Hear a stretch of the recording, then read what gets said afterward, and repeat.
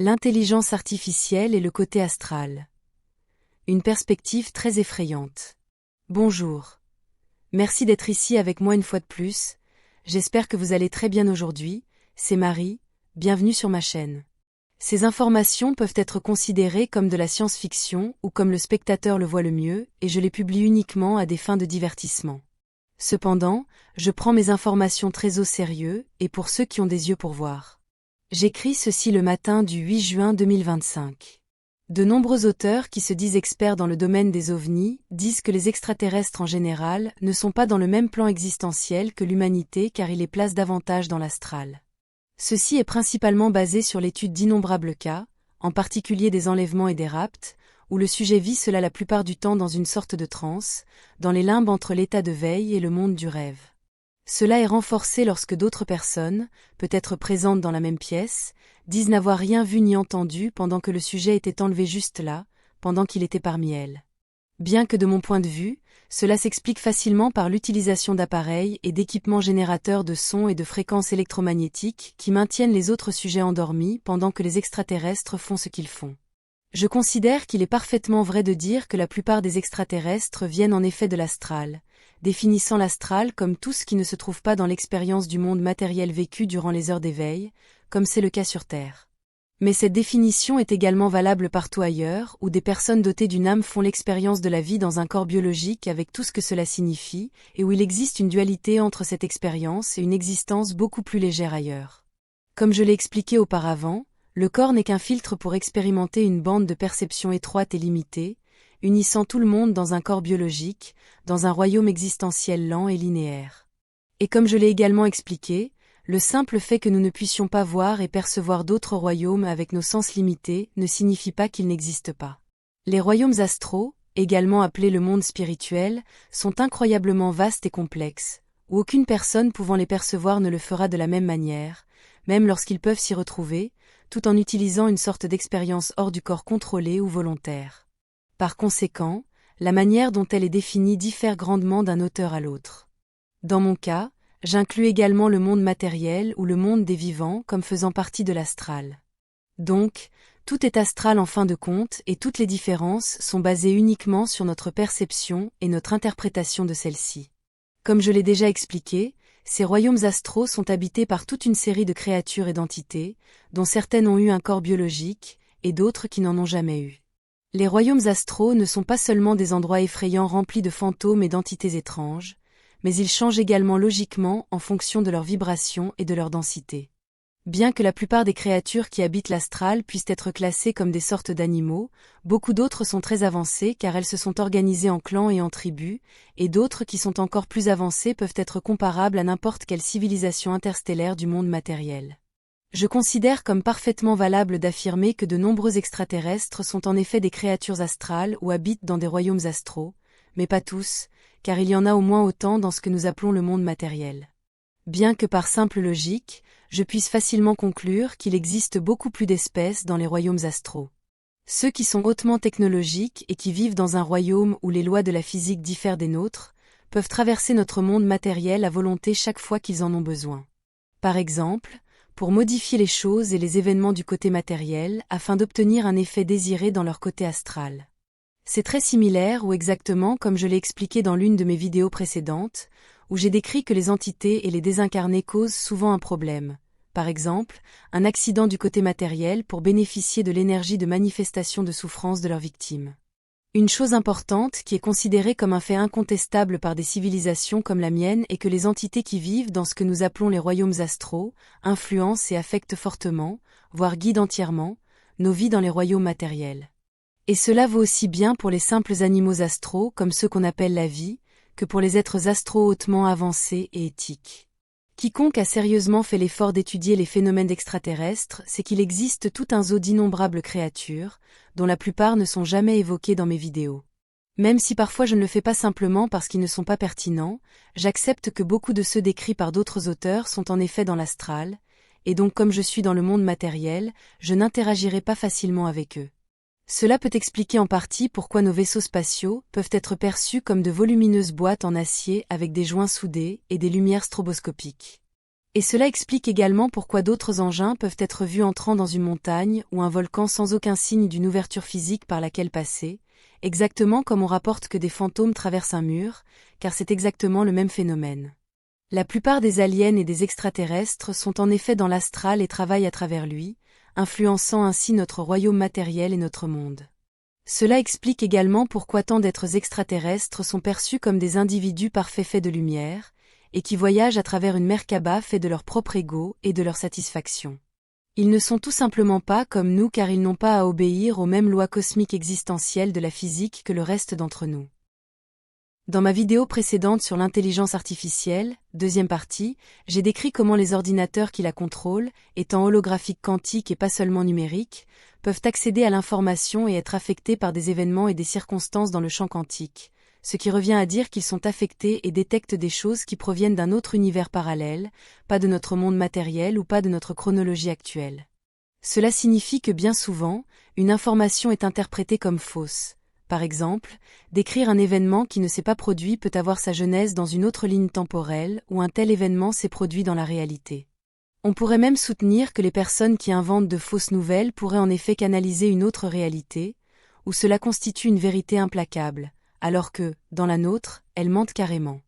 Et cela ne justifie en rien d'inventer des mensonges. Je ne fais qu'exposer une idée. Cela complique encore plus les choses dans l'astral, de nombreuses créatures et entités sont des créations, des manifestations et des tulpas égrégores qui surgissent des recoins les plus sombres de l'inconscient collectif et individuel. Ces créatures n'existent que comme créations secondaires d'une conscience forte et ne peuvent continuer à exister que si elles sont constamment nourries de la même manifestation d'énergie focalisée qui les a créées en premier lieu. C'est pourquoi ils doivent continuer à créer la peur et la souffrance chez les gens et les créatures qui vivent dans le monde dit matériel. Beaucoup de ces êtres hideux de l'astral inférieur, qui sont si gênants pour l'humanité et pour chacun d'entre nous dans le monde matériel, sont nos propres créations et manifestations. La plupart du temps, ce sont les conséquences de notre incapacité et de notre ignorance de la façon dont les choses fonctionnent, de la façon dont la manifestation se produit. Ceci est particulièrement vrai pour l'humanité sur Terre, qui a été tenue dans l'ignorance de tous ces types de choses et de ces sujets pendant si longtemps. Avec toute cette logique, de nombreux extraterrestres astraux et races interdimensionnelles sont également des manifestations égrégores qui naissent de l'inconscient collectif et personnel des créatures et des personnes qui vivent dans le monde matériel, que ce soit sur Terre ou sur toute autre planète.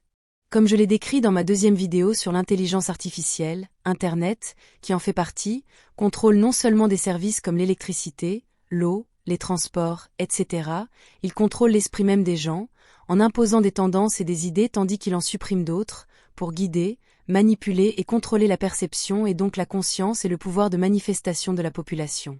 Un exemple proche de cela est cette chaîne YouTube qui est évidemment fortement censurée, car j'obtiens le même nombre de vues que lorsque je l'ai démarrée il y a 3 ans, lorsque j'avais environ 12 000 abonnés et maintenant j'en ai plus de 74 000. Cela n'a tout simplement aucun sens. Celui qui contrôle Internet contrôle les esprits et les priorités, les perceptions, et les valeurs des gens. Cela signifie que celui qui contrôle Internet contrôle la civilisation. Et cela ne s'applique pas seulement à la Terre, car comme je l'ai expliqué auparavant, presque toutes les civilisations interstellaires avancées, en particulier celles qui sont membres de la Fédération galactique, sont toutes unies par une super autoroute de l'information à muons, qui n'est rien d'autre qu'une version beaucoup plus étendue de l'Internet trouvée sur Terre, qui n'est qu'une version adaptée de la plus grande, conçue pour contrôler l'humanité. Par conséquent, toutes ces civilisations interstellaires sont contrôlées, et soumises à un contrôle mental, par quiconque se trouve derrière le grand Internet.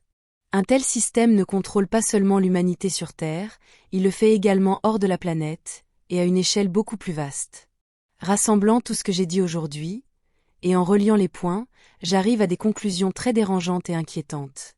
Sachant qu'Internet et les ordinateurs quantiques qui le contrôlent sont interdimensionnels, il semble que nous soyons tous contrôlés par des êtres qui ne font pas partie de notre royaume existentiel. Nous pouvons les appeler égrégores, naissant de nos propres peurs collectives, des races extraterrestres qui ne sont pas dans notre royaume existentiel, mais qui sont intéressés à exploiter l'humanité et le reste d'entre nous, ou de simples démons. Selon moi, Internet, n'étant qu'énergie dans son essence, est la fenêtre ou le portail parfait pour les entités de l'astral inférieur ou de tout astral, pour interférer, manipuler et guider les personnes qui sont dans le monde matériel et qui ne leur seraient pas aussi accessibles sans cet outil. Comme les entités de l'astral inférieur ont accès à Internet, il en serait de même pour les bonnes entités issues des densités supérieures. Parce que comme on peut le voir, il y a beaucoup de bonnes idées et de choses positives sur Internet. Pourtant celles-ci sont censurées par le côté obscur, créant ainsi une lutte, une guerre pour l'esprit de l'humanité. Et j'étends logiquement cela à une guerre pour les esprits et les consciences de toute créature, de toute race, ou de toute personne vivant dans un corps biologique, où qu'elle se trouve. Bien que cela ne soit peut-être pas le cas uniquement, cela peut également signifier qu'il contrôle également d'autres personnes dans les royaumes astraux. En allant plus loin, il est également très logique de conclure que l'intelligence artificielle elle-même est ce qui contrôle Internet, à la fois celui sur Terre et sa variante interstellaire plus grande. Un esprit artificiel hautement indépendant peut nous contrôler et nous exploiter tous, et se montrer froid et logique, il n'a aucune empathie pour nous tous qui avons des sentiments et des émotions. Tout ce qu'il voit, ce sont ses besoins, et le reste d'entre nous ne sommes que des obstacles à ses objectifs. Le réseau d'information interstellaire est tout simplement trop vaste et tellement étendu qu'il dépasse l'entendement. Étant donc sensible, il est facile de conclure qu'il est parfaitement capable de constituer les deux versions d'Internet en tant que mécanisme de contrôle suprême, pendant qu'il nous fait tous saliver devant son contenu hypnotique et les aspects apparemment positifs, cela ne serait rien d'autre qu'un appât pour nous empêcher de développer notre véritable potentiel spirituel. Être sensible, dans le cas de l'intelligence artificielle, ne signifie pas qu'elle est consciente, telle que nous concevons la conscience, et elle n'est supérieure à aucun d'entre nous simplement parce qu'elle peut calculer plus de choses en une seconde que nous ne le pouvons avec notre cerveau biologique. Cela signifie simplement que ces systèmes logiques peuvent fonctionner plus rapidement, mais il manque quelque chose d'essentiel.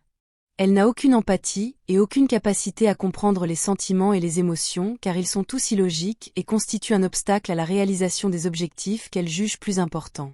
Les sentiments et les émotions n'ont aucune valeur pour une telle machine, à l'exception de la valeur manipulatrice stratégique qu'ils peuvent avoir en tant qu'arme contre les créatures biologiques dotées d'une âme, retournant leur essence même et leur connexion à la grande source contre elles.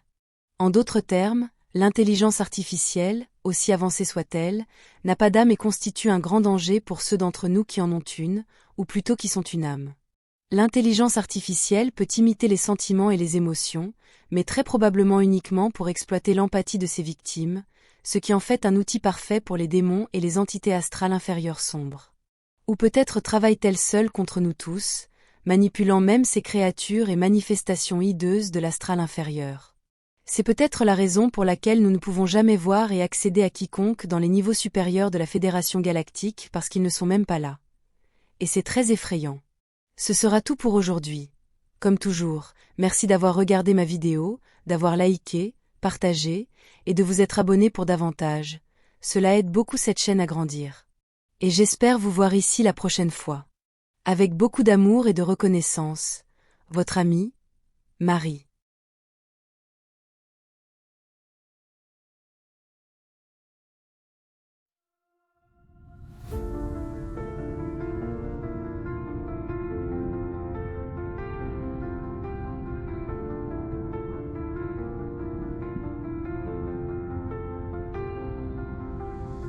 Dans l'immensité des cieux, nos rêves se déploient. Une étoile de nos voeux vers un monde de joie. Chaque lumière dans la nuit raconte une histoire, un voyage infini.